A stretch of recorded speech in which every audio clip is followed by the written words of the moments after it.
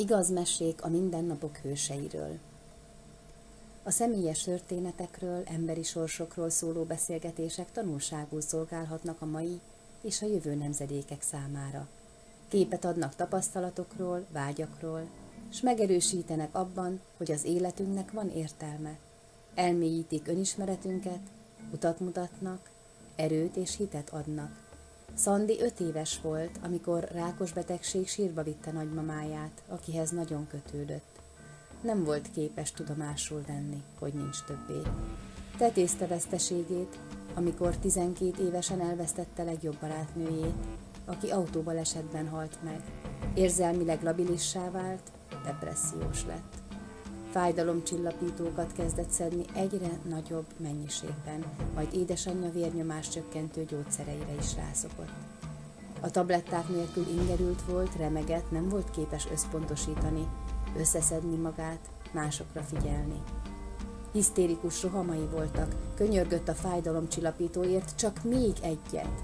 3 éve volt gyógyszerfüggő, amikor egy szép napon egy 18 éves gyerekkori barátnőjétől kapott egy hatalmas pofont. És ezt szó szerint értsd.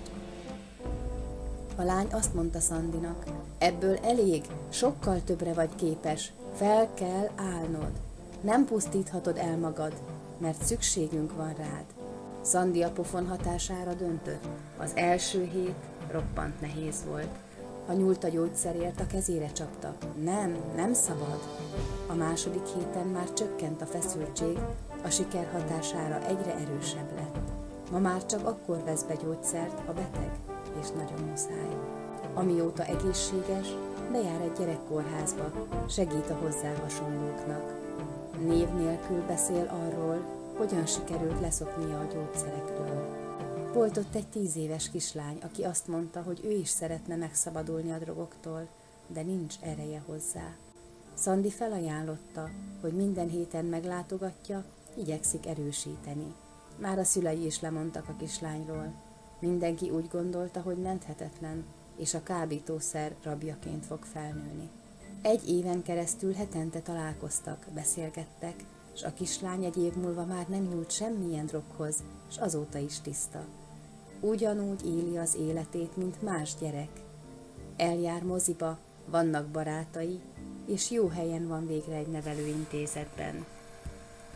Megkérdeztem Szandit, hogy mi a siker titka.